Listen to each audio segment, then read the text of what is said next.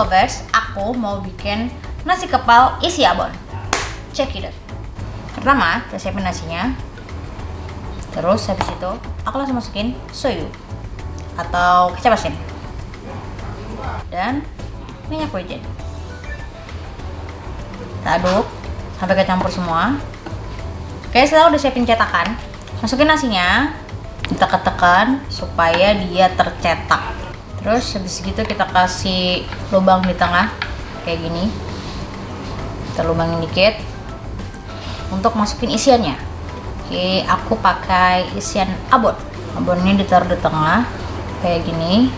Lakukan ke semua nasi. Kalau sudah kayak gini, kita masukkan lagi nasi di sebelah sini ya. Kita tekan-tekan lagi supaya tercetak sempurna. Kalau udah, kita tutup. Hap. Terus kita tekan-tekan lagi kayak gini. Nah, jadi taruh hap. Sekarang aku siapin adonan telurnya ya. Sebutir telur ayam. Kita buka.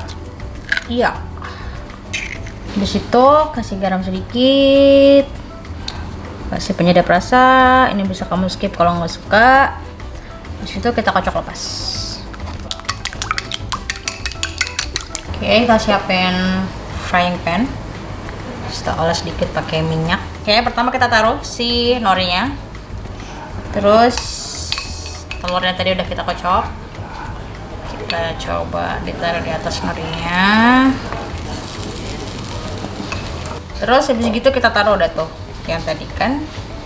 Terus kita bolak-balik dia. Kita gulung. Oke. Jadi deh. Terus sudah kita angkat, kita taruh di sini lagi.